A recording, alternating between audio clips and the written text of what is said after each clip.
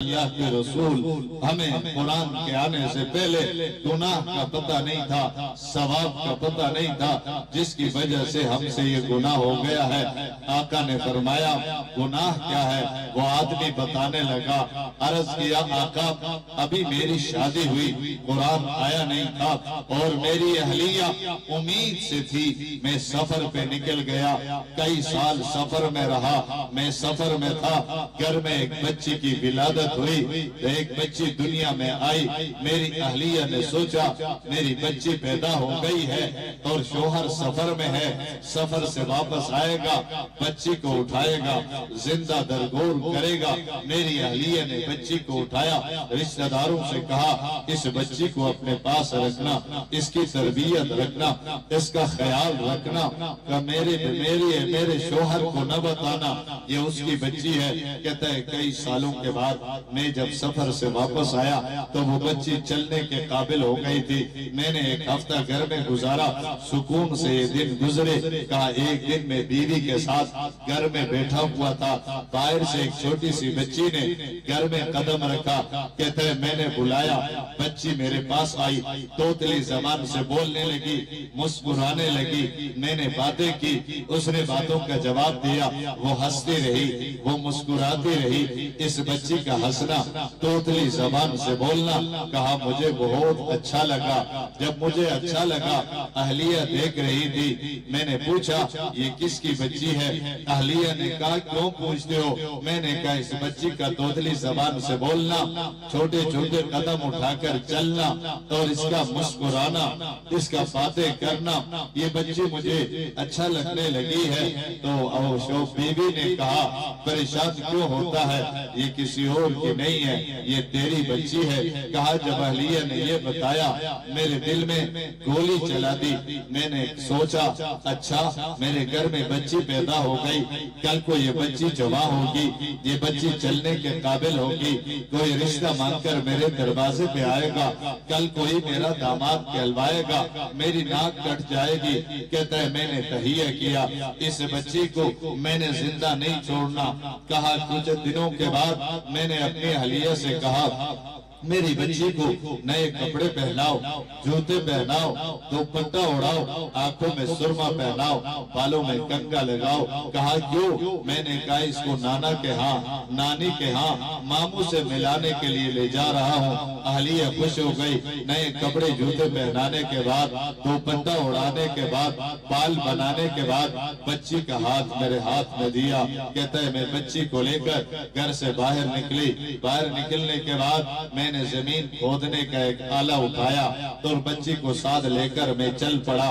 کہا میں چلتا رہا، شہر آئے میں آگے بڑھا، گاؤں آیا میں آگے بڑھا، مقامات آئے میں آگے بڑھا، دکانیں آئی میں آگے بڑھا، شہر آیا میں آگے بڑھا، میں چلتا چلا گیا۔ اب مکان پیچھے، دکانیں پیچھے، شہر پیچھے، افراد پیچھے، لوگ پیچھے، آگے تو جنگل تھا، آگے تو ویرانہ تھا، آگے تو صحرا تھا، آگے لوگ کوئی نہیں تھے۔ میری بچی نے پوچھا ابا آپ مجھے لے کر کہاں چل دیے؟ آگے تو ویرانہ ہے، آگے تو بیاباں ہے، آگے تو جنگل ہے، آگے تو صحرا ہے، آگے انسان کوئی نہیں، آگے گھر کوئی نہیں، آگے لوگ کوئی نہیں، آگے افراد کوئی نہیں، آپ کہاں چل دیے؟ کہتا ہے میں نے اپنی بچی کو ایک تھپڑ مارا اور میں نے کہا خاموشی کے ساتھ چلتی رہے، وہ چلتی رہی۔ کہتا ہے میں بیابان میں پہنچا، صحرا میں پہنچا، پہنچنے کے بعد میں نے زمین کھودنا شروع کر دیا، عرب کی گرمی تھی، مجھ پر پسینے آنے لگے، وہ بچی آگے بڑھی، دوپٹہ اٹھایا، اپنے دوپٹے سے میرے پسینے پہنچتی رہی۔ اس نے کہا کہ ابا جان آپ اس گرمی میں یہ محنت کیوں کر رہے ہیں؟ کہتا ہے وہ پسینے پہنچتی رہی، پھر جا کر بیٹھی، تھوڑی دیر کے بعد پھر آ گئی، میرے ساتھ साथ मट्टी उठाने लगी। उस बच्ची को पता नहीं था ये मेरी कब्र है, बच्ची को पता नहीं था मुझे जिंदा दरगोर किया जाएगा। कहता है कब्र बनने के बाद मैंने अपने बच्ची को उठाया और इस कब्र के पाताल में उतारा, मैंने मट्टी डालना शुरू कर दिया। बच्ची सोचने लगी शायद अब्बा मजाक कर रहा है, वो हंसती रही, वो मुस्कुराती रही, मैं मट्टी डालता रहा, यहाँ तक कि उसकी सांस बंद होने लगी तो वो रोने लगी, वो चीखने लगी, वो चिल्लाने लगी, वो वावेला करने लगी, वो रोने लगी। उसने कहा अब्बा अब्बा अब्बा अब्बा मुझे मारना नहीं, मुझे कत्ल नहीं करना, मुझे ज़बह नहीं करना, मुझे जिंदा दरगोर न करना। अब्बा जान मुझे छोड़ दो, आप अगर कपड़े नहीं दे सकते मैं कपड़ा नहीं मांगती, खाना नहीं दे सकता खाना नहीं मांगती, मैं मकान नहीं मांगती, मैं रिहाइश नहीं मांगती। अब्बा मुझे कत्ल न करना, मुझे जिंदा दरगोर न करना, मुझे छोड़ दो, मैं जंगलों में निकल जाऊंगी, बियाबानों में निकल जाऊंगी, सहराओं में निकल जाऊंगी, पत्ते खाकर गुजारा करूंगी। कहता है वो चीखती रही, वो चिल्लाती रही, वो अब्बा अब्बा अब्बा अब्बा की सदाएं देती रही, मैं मट्टी डालता रहा, यहाँ तक के मैं घर की तरफ रवाना हुआ। पीछे से आवाज आ रही थी अब्बा अब्बा अब्बा अब्बा। कहता है मैं घर पहुंचा, रात आ गई, मैं सोने के लिए लेटा, कहा अभी मेरी आंखें बंद नहीं थी, वो बच्ची सामने आ गई। वो बच्ची कहने लगी अब्बा जान किस जुर्म में तूने मुझे मारा है, मैंने कोई नाफरमानी तो नहीं की, अब्बा तूने बहुत बड़ा जुल्म किया, कयामत का दिन होगा, हशर का मैदान होगा, अल्लाह की अदालत मौजूद होगी, अल्लाह की अदालत होगी, रसूलुल्लाह भी मौजूद होंगे। उस वक्त अब्बा मेरा हाथ होगा, तेरा कुर्बान होगा। जब बात यहाँ तक पहुंची वो आदमी रो रहा था। आका ने कहा अरे इंसान तेरे सीने में दिल नहीं है, पत्थर है, तेरा गुनाह आसमानों से बड़ा है, जमीन से बड़ा है, पहाड़ों से बड़ा है।